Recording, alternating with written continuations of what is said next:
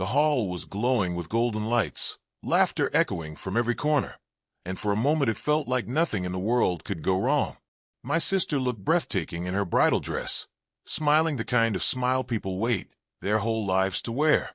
And as I stood beside her, adjusting her dupatta and fixing the tiny details only a sibling notices, someone tapped my shoulder with a cheerful voice that felt harmless at first. "Your sister's wedding is beautiful," they said. "So when's yours?" I should have expected the question. It always comes eventually. But this time, surrounded by celebration, music, and the smell of roses, it hit differently. I turned, smiled politely, and replied in a calm voice. I had mine. What the person didn't know, and what nobody around us expected, was the weight behind those 3 words. The lights, the music, the joy around me suddenly blurred, as if someone had quietly pressed pause on everything. For years, I had mastered the art of silence, hiding an entire chapter of my life from the world. But in that moment, on the happiest day for my family, the past I had buried so deeply tugged at me again, reminding me that some wounds do not heal just because we stop mentioning them. I stood there watching my sister laugh with her friends, and memories from years ago began to rise like dust from an old book. We grew up sharing secrets, clothes, food, and dreams. She always talked about her wedding day, her fairy lights, her favorite songs, her plans for a perfect life. And I always imagined myself being there, cheering the loudest. What no one imagined was that I would be standing at her wedding carrying a truth I never spoke out loud. Most people think silence is emptiness, but my silence was heavy, a shield I had built to protect myself from judgment, gossip, and pity. Everyone saw me as the responsible older sibling, the one who never complained, never argued, never broke down. Nobody ever asked why I avoided the topic of marriage, why I always changed the subject, why I disappeared during certain conversations. Maybe they assumed I was too focused on work. Maybe they thought I was waiting for the right person. Or maybe they just didn't care enough to look deeper. But life is never as simple as the stories people make up about you. Standing in the middle of the decorated hall, surrounded by music and celebration, I felt a strange mix of happiness for my sister and a quiet ache for myself. I wasn't jealous. How could I be? She deserved every happiness in the world. But the reminder of my own past, the one I never allowed myself to revisit, was suddenly right in front of me. And the question, "When's your wedding?" opened a door I had closed long ago. I looked around at the glowing faces, the clinking glasses, the excited relatives taking selfies, and I wondered how many of them would still smile if they knew the truth. How many would understand? How many would whisper?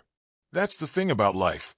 People celebrate your joys loudly, but your pain is something you are expected to carry quietly. And I had carried mine alone for a long, long time. So when I replied, I had mine, it wasn't just an answer. It was a moment of truth, a confession, a crack in the wall I had built around my heart.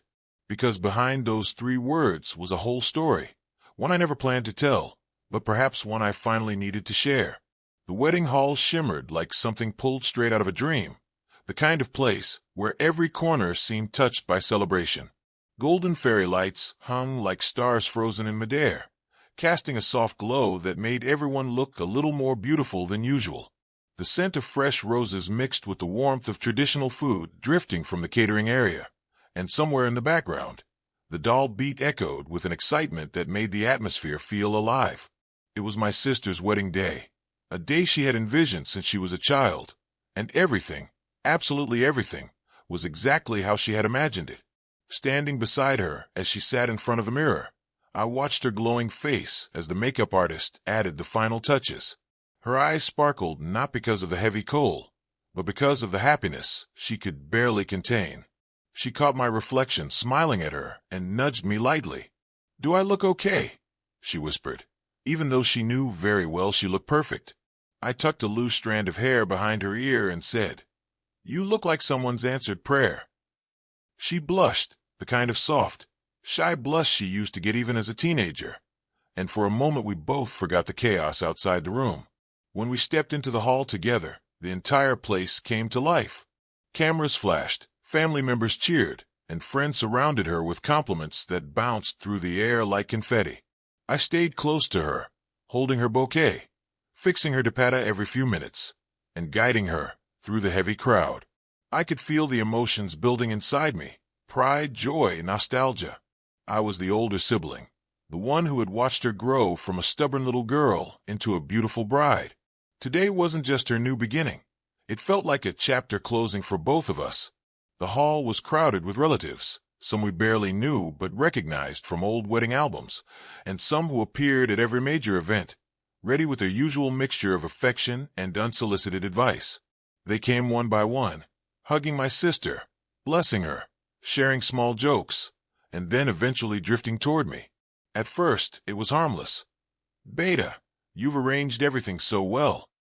Mashallah, you look so graceful today. Your sister is lucky to have you." I smiled, nodded, thanked them. It felt normal, natural. But with every passing minute, I could sense a familiar tension building inside me, like a storm I knew too well, because I knew what was coming. It always came. While my sister posed for photos with her friends, I stood a little to the side, catching my breath, trying to enjoy the moment. That's when an auntie, one of those overly excited relatives who always carried too much perfume and too many opinions, came up to me. She grabbed my hand warmly, looked at my face with exaggerated excitement, and said, "Your sister's wedding is so beautiful. Everything looks perfect." Then came the pause. The smile softened. Her eyes narrowed slightly, and she asked the question I had been silently praying no one would ask today. "So, Beta, when are we coming for your wedding?" My heart sank, though I kept my face calm.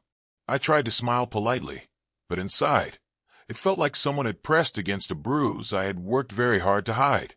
Before I could respond, another cousin joined, laughing loudly.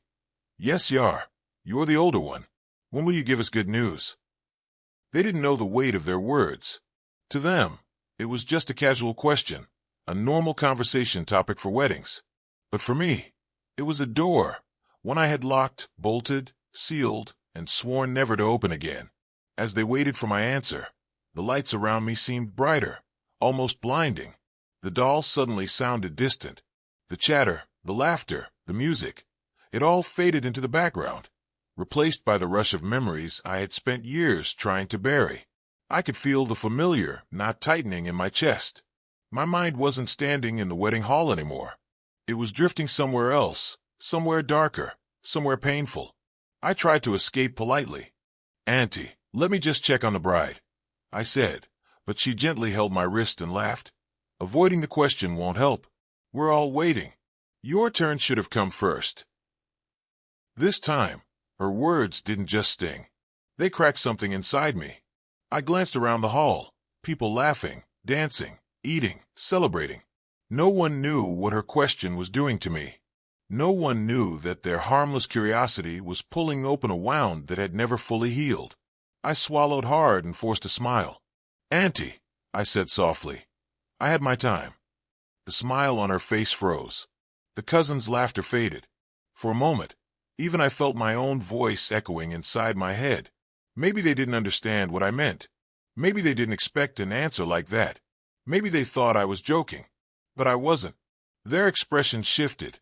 First confusion, then surprise, then the kind of awkward silence people fall into when they realize they've stepped into something they shouldn't have. I excused myself before they could ask more questions. I walked toward the far end of the hall, where no one was paying attention to me. I leaned against a pillar and took a deep breath, trying to steady myself. The lights flickered softly above me. Somewhere in the distance, my sister laughed again, her happiness echoing like a warm reminder of why I was here. It was her day, her moment, and I wouldn't let my past overshadow her joy. But still, that one question had opened a flood of memories, and I knew, whether I wanted it or not, that the past I had buried so deeply was coming back. I told myself to breathe, but the heaviness in my chest didn't loosen. It sat there, unmoving, like a stone refusing to shift. I stayed near the corner of the hall for a few minutes, pretending to check my phone, pretending to adjust the decorations, pretending to do anything that made me look busy enough to avoid more questions. But life has a strange way of circling you back to the things you're trying to escape. I thought I had slipped away unnoticed, but within moments another group of relatives spotted me. They approached with bright smiles and harmless intentions. At least that's what they believed. One of them, a distant uncle with a booming voice that could overpower even the loudest speakers, clapped me on the back and said, "Bo Hat Kub, everything is arranged so well. Your parents must be proud. Now BAS, we need to see you settled too." There it was again. The same question, the same pressure, the same expectation dressed as affection. My throat tightened. I nodded weakly, searching desperately for a way out, but he continued talking, completely oblivious to the storm building behind my calm expression. "You're at the perfect age," he said, waving his hand casually. "Your sister is younger, and she's settling down.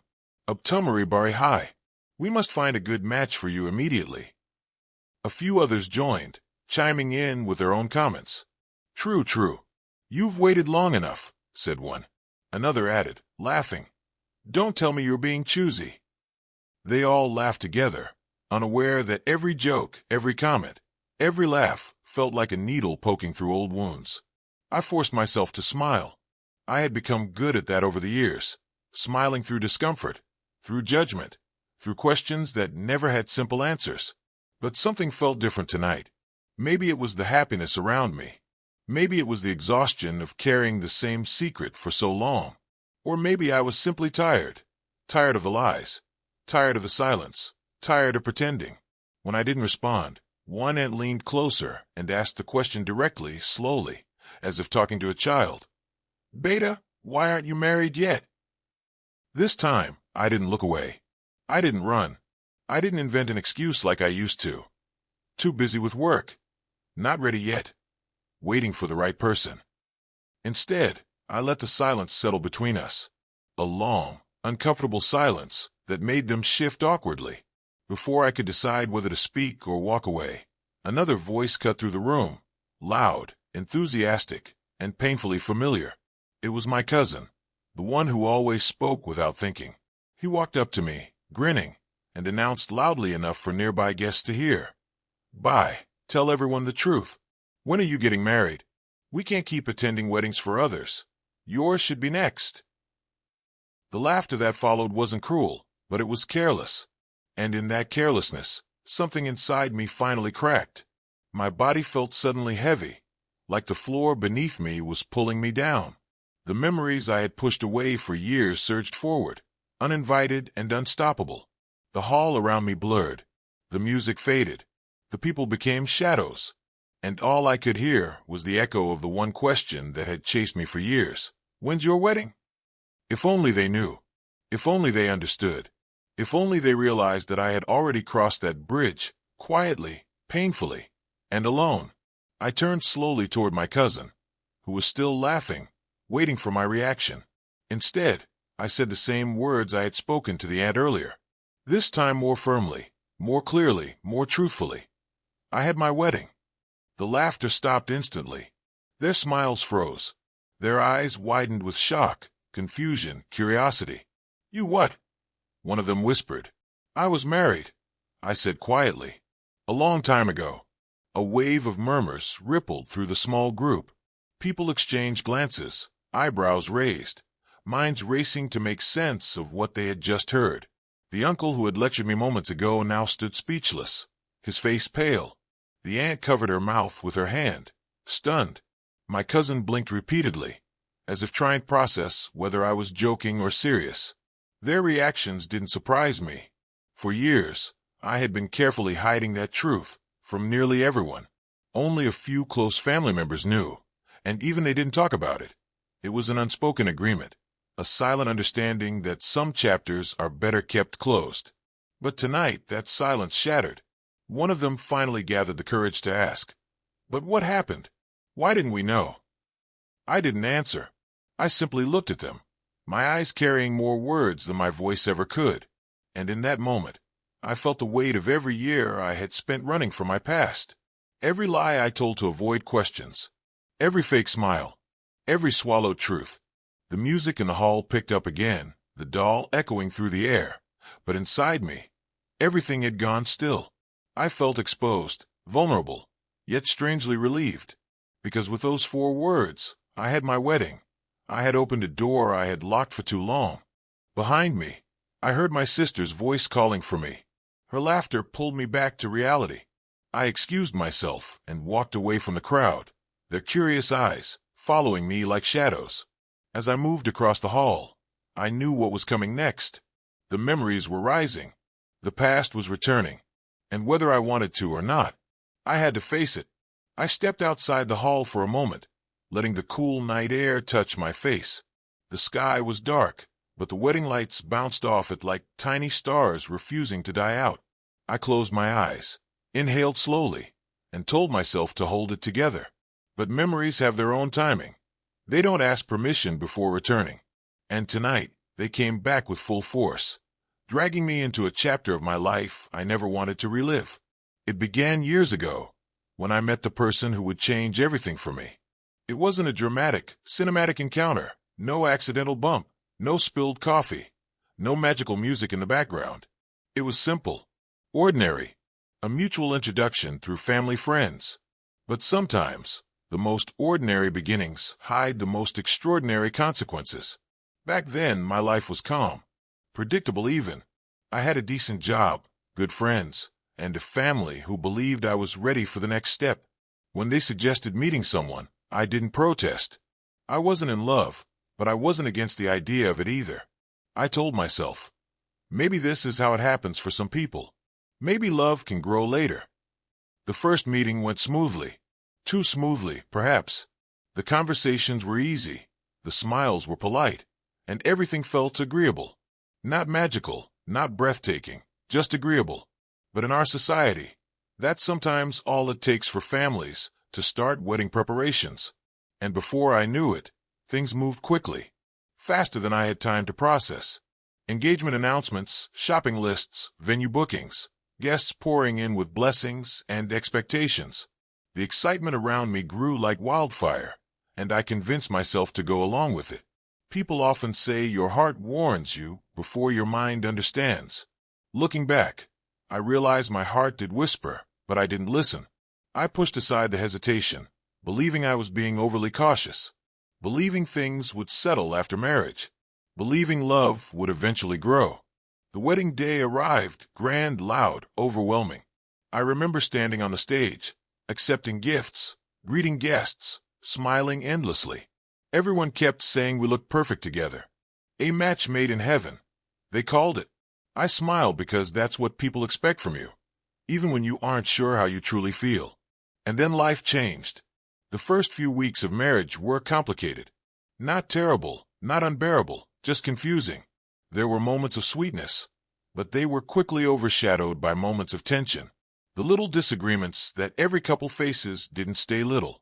They twisted into something deeper, darker. A tone in the voice that felt more like a warning. A silence that felt like punishment. A habit of turning every concern I shared into an accusation against me. It started with small things. Why didn't you text me back immediately? You forgot something important again. You're not serious about this marriage. Then the criticism sharpened. You're too emotional. You're too independent. You're not enough. I tried, truly tried, to save the relationship. I made excuses, adjusted my behavior, softened my words, swallowed my feelings. Each time I stepped back, hoping it would bring peace, the demands inched forward, and the more I gave, the more I lost myself. The arguments grew louder. The silence afterward grew longer. I started waking up with a knot in my stomach, bracing myself for what the day would bring. I stopped sharing anything with my family because I didn't want them to worry or think badly of my partner. It's just a rough phase, I kept telling myself. Every marriage has problems. But deep inside, I knew these weren't normal problems. These were red flags I kept painting white just to feel like I wasn't failing. The worst part wasn't the shouting or the accusations. It was the emotional manipulation, the way they twisted every situation until I began doubting my own sanity. The way I found myself apologizing for things I hadn't done. The way guilt became my constant companion. The way loneliness followed me around even though I lived with someone. I remember one night vividly. We had argued over something so insignificant I can't even recall the cause. All I remember is the look in their eyes, cold, dismissive, distant. That night, I realized that I had married a stranger. And worse, I had become a stranger to myself. That was the night I understood. Some battles do not make you stronger. They break you slowly. Leaving wasn't easy. It took months of convincing myself that I deserved peace. Months of understanding that staying silent wasn't loyalty. It was self-destruction. And when I finally walked out of that marriage, it wasn't with anger or hatred. It was with exhaustion. Pure exhaustion. I left quietly, with no drama, no confrontation.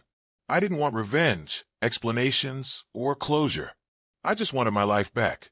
My family supported me, but the rest of the world didn't. People whispered. Some blamed me. Some invented stories. Some called me impatient, rebellious, too sensitive. They didn't know the truth, but they judged anyway. And I let them judge, because explaining my pain felt more exhausting than carrying it. So I hid it, buried it, sealed it away. And for years, whenever someone asked, "When are you getting married?" I would smile and dodge the question. Not because I was ashamed of what happened, but because I didn't want to reopen wounds just to satisfy someone's curiosity. But tonight, on my sister's wedding day, the past I had silenced finally forced its way out. And for the first time in years, I wasn't running from it. The cool air outside steadied my breathing, but inside my chest, everything still felt unsteady, like my heart was trying to relearn its own rhythm. The memories had pulled me into a place I never wanted to visit again, and for a moment I just stood there, staring at the sky, wondering how a single question could open such a deep well of emotions. But weddings have a way of putting your life under a spotlight, especially when you're not ready for it. After a few minutes, I walked back inside. The heat of the hall wrapped around me again, along with the music, laughter, chatter, and celebration. But now, everything felt different. Before stepping out, I had managed to control the storm inside me. But now that the truth had broken through, even slightly, it felt impossible to return to pretending. I scanned the hall and noticed that the small group of relatives who had asked me the question were still gathered together. They were whispering, looking at me occasionally with a mixture of curiosity and guilt. For once, their expressions weren't filled with advice or judgment. Instead, they looked unsettled, confused, even remorseful. It was strange to see them, without their usual overconfidence. But I didn't walk toward them. I didn't owe them explanations. I owed myself peace. I moved toward the main stage instead, where my sister was posing for pictures with a group of her friends. The minute she saw me, she waved me over, her face glowing with joy. "Where did you disappear?" she asked playfully. "Everyone's looking for you." I smiled back, though she instantly caught the heaviness in my eyes. She always noticed things others ignored. "Are you okay?" she asked softly, squeezing my hand beneath her bouquet, so no one else would see. "I'm fine," I said, but she didn't believe me. A quiet frown formed on her face. "No, you're not. Tell me." I shook my head and whispered, "Not today. This is your day. Let's not spoil it." She opened her mouth to argue, but before she could, someone called her name for another picture. She gave my hand a final squeeze and stepped forward, though she kept glancing back at me. She knew. She always knew. While standing near the stage, I sensed someone approaching. I looked to my right and saw my mother. She came slowly, carefully, the way mothers do when they know their child is trying to hide pain. Her eyes were soft, but there was worry swirling inside them. "I heard what you said," she whispered gently, standing beside me without meeting my gaze. "You told them." There was no anger in her voice. If anything, there was a strange mixture of relief and sadness. My mother had seen me struggle silently for years. She had tried to protect me from questions, from gossip, from unnecessary pressure. But she also respected my decision to stay quiet. Today, though, my silence had ended. I didn't mean to," I said quietly. "It just slipped out. I couldn't hold it anymore." She placed a hand on my shoulder. "Beta, you don't have to hold it. Not forever." Her words were simple, but they hit me harder than I expected. I swallowed the lump forming in my throat. I just didn't want people staring at me. I confessed. Not today. Not when everything should be about her. My mother smiled softly. People will talk. They always do. But you don't have to carry their words inside your heart. Before I could respond, we heard a loud laugh from behind us, a familiar laugh that instantly made my stomach tighten. It was the same aunt who had asked the question earlier, the first one to poke the sleeping wound inside me. Only now her laugh was unsure, shaky, forced. She approached us, slowly this time, as if stepping on cracked ice. "Beta, I didn't know," she said, voice trembling slightly. "I didn't mean to bring up something painful. I'm sorry." Her apology surprised me, not because she apologized, but because she meant it. The usual nosy curiosity was gone from her eyes. It had been replaced with genuine regret. For a moment, I simply stood there, unsure of what to say. "It's okay," I finally replied. "You didn't know." It wasn't her fault. Not fully. Society teaches people to ask such questions without thinking. They don't understand the stories behind silence, the battles behind polite smiles. Another relative approached.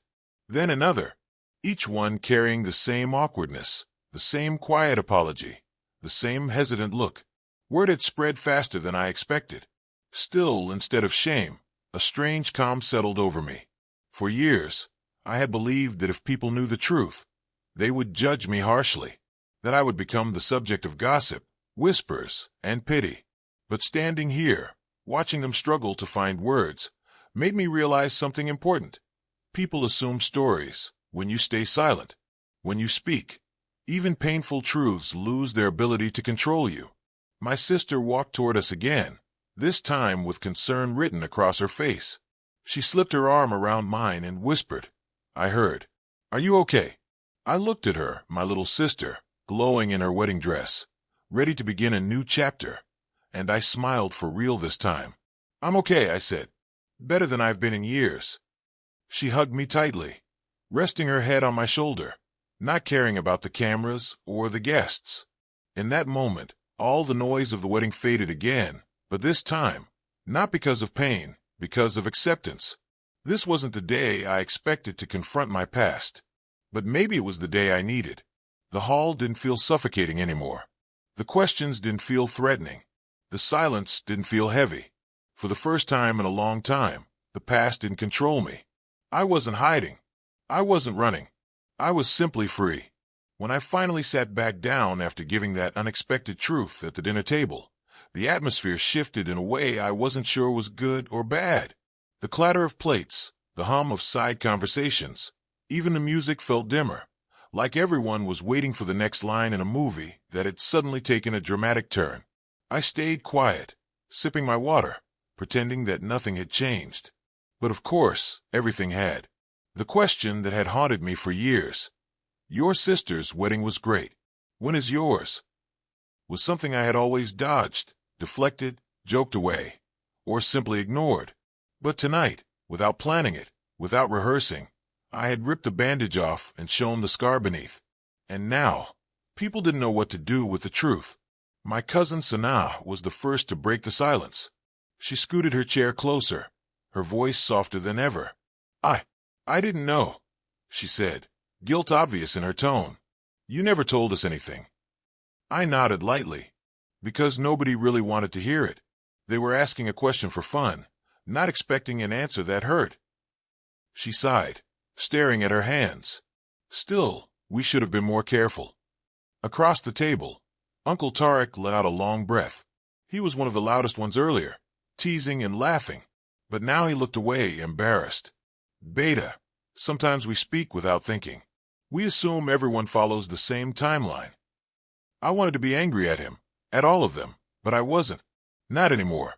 If anything, I felt lighter. Maybe honesty had cost me a calm dinner, but it had bought me a freedom I didn't even know I was craving. My mother was quiet too. Not shocked, but relieved, perhaps. She had known.